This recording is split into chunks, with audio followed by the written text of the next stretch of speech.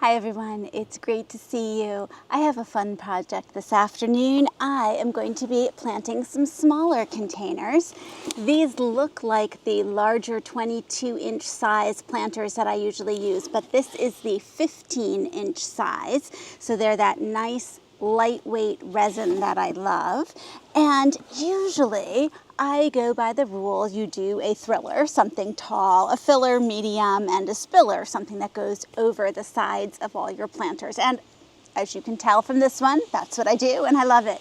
However, we're trying an experiment with these two planters. I am going to be planting up these beautiful marine heliotrope. Last year was the first year that I tried one heliotrope plant in our deck border and loved it.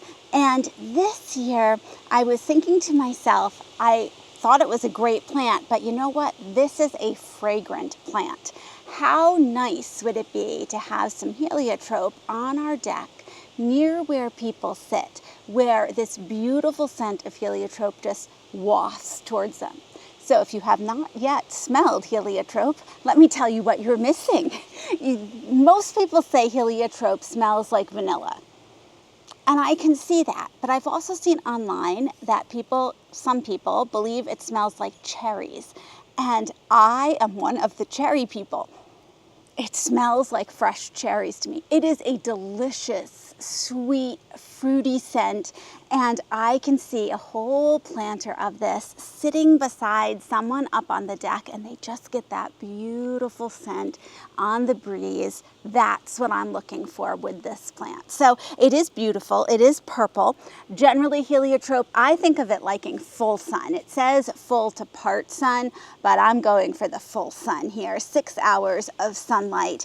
And it gets to be about 10 to 12 inches tall, maybe even 15 inches tall. And there are different types of heliotrope. Some get taller than others. From what I've been reading, the marine heliotrope does not get as tall as some of the other kinds, but I'm okay with that. I think that'll be fine. Even if it stayed this height right here, I think that a whole cluster of these in my planter is just going to be lovely.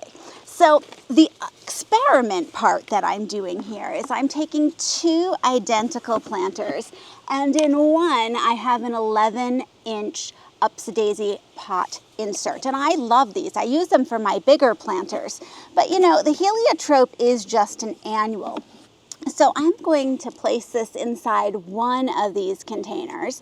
In both containers, I will put the heliotrope, and we'll see by the end of the season if it made a difference to give it the full root space of the planter or not. So you can see it's really taking up about half of the planter here. I'm cutting down on that size immensely. So, you know, not only does it, of course, make it easier to move, but these aren't too big, so I'm not too worried about that. But, you know, I have bags and bags of potting mix that I get that if I can save a little bit by just saving this space and my plant doesn't really need all that potting soil, I am all for that in the future.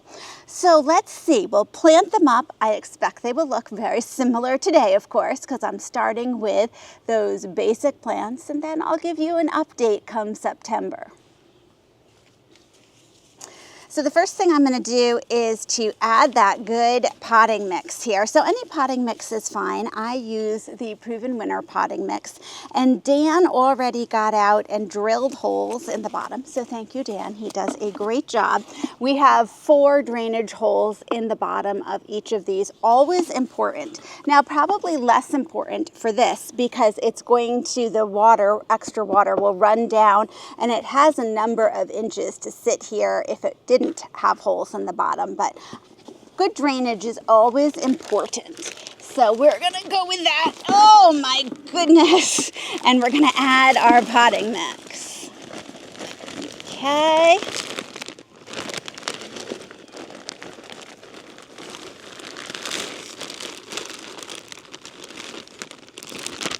Terrific.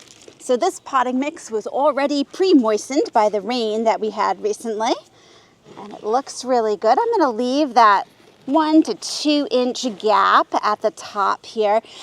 for a couple reasons. One is once I press this down and get those plants settled in here, I want to make sure that I'm keeping it fairly neat, and in the future when I water it, I don't want it just to be so close to the top, the water runs right over and takes the dirt with it. Now, to try to keep us fairly equal here, let's see how this looks. We'll get some heliotrope in each. That looks about the same size-wise. Oh, this is just going to be so pretty. I'm thinking 4 of these in each pot. Okay. These are really healthy looking heliotrope. I was lucky to get to one of my favorite nurseries in Barrington, Hidden Gardens, and I saw these sitting there and just knew it was one of the things for this week. Okay, so let's take these out and see how they look. So we have good roots here. We are not root bound, so I don't feel the need to scratch this up at all. I'm just going to make a nice little divot and add them in. Oh, so good. Okay. Now the nice thing doing a planter like this that is all one, oh, I can smell how good they smell. It's all one type of plant, is that I can sort of just rotate this around so they grow evenly in the sun.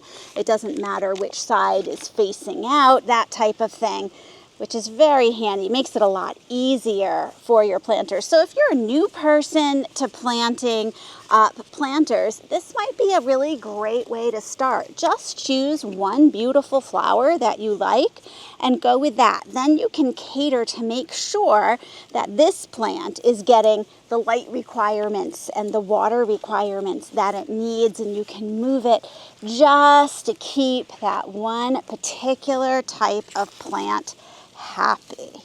Okay, that one looks great.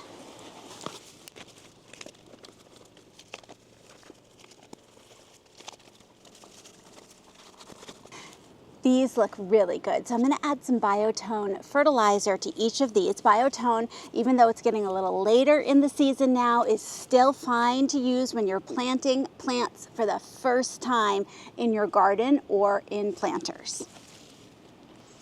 So I'm back with the Biotone, and as I look at these 2 plants here, this one does look smaller than this one to me, but there are 4 plants in here, so we'll just have to see how it goes.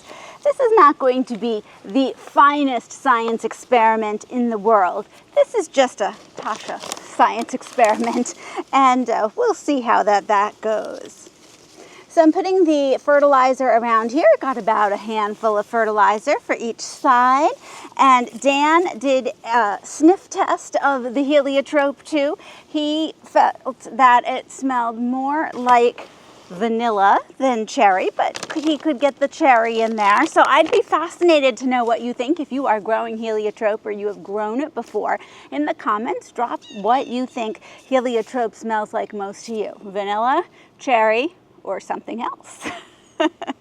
So these look great. They are going to be gorgeous as they finish up here and take off and are just really adding a very nice scent to the deck. Thanks so much for joining me, and I'll see you in the next video.